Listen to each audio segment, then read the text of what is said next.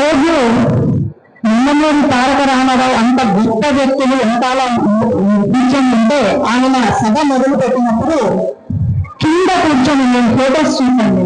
ఎంత గొప్పగా ఉన్నాయి ఆ ఫోటోస్.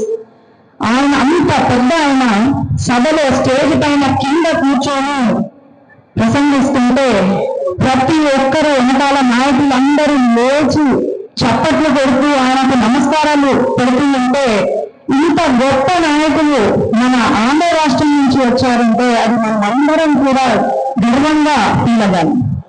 అదేవిధంగా ప్రతి సంవత్సరం మనం మహానాడు చేస్తూ ఉన్నాం, కొన్ని సంవత్సరాలు మిస్ అయినాం. ఆఖరికి కరోనా సమయంలో కూడా మనం మహానాడు చేశాం.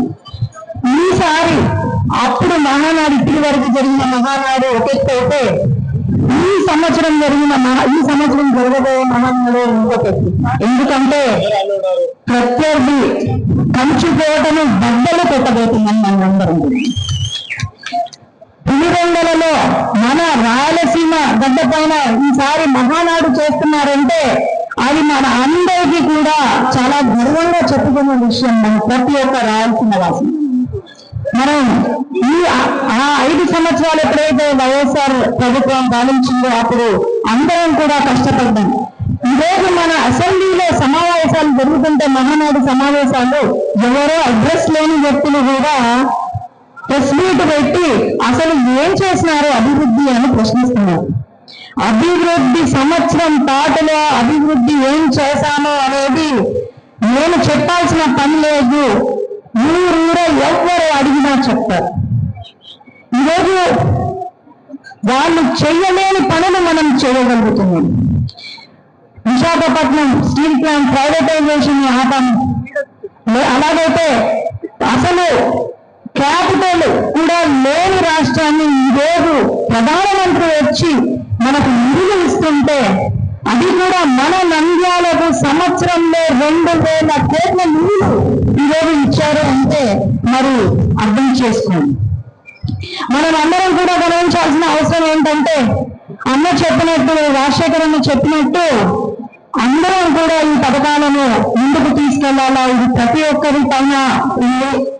అట్లాగే ఈరోజు అభివృద్ధి అనేది అన్ని నియోజకవర్గాల్లో సమానంగా జరుగుతుంది.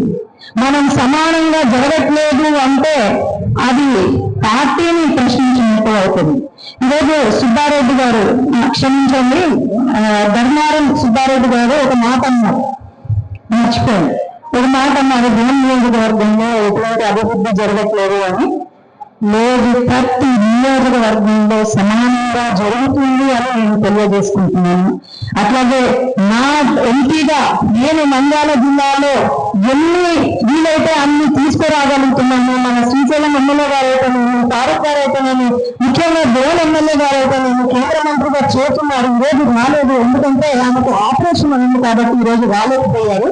కాబట్టి ఆయన చెప్పారు ఫోన్ చేసి, ఆయన వాళ్ళకి వీళ్ళందరూ కూడా ఇచ్చేవి ఏవైతే వినతి పత్రాలను అవి వెంటనే చేయడం కూడా జరుగుతుంది. నేషనల్ హైవేస్ ఎక్కడైతే మనకు ఓవర్ బ్రిడ్జ్లు, అండర్ పాస్లు కావాలంటే వెంటనే శాంక్షన్ చేయడం, టవర్లు లేని దగ్గర శాంక్షన్ చేయడం, రైల్వే లైన్లో వేపించడం, పిట్ లైన్ కూడా అడుగుతున్నాము. అట్లాగే ఎయిర్వేస్ కానివ్వండి, అన్ని దగ్గరలో నంద్యాల అభివృద్ధి చెందుతుంది. ఈరోజు కొంతమంది అన్నారు కర్నూలుతో పోలిస్తే నంద్యాలలో చాలా బాగుందన్నాను. అది చాలు, మన నంద్యాల అభివృద్ధి ఏ రకంగా వెళ్తుందో మరి మనం ఆలోచించాలి.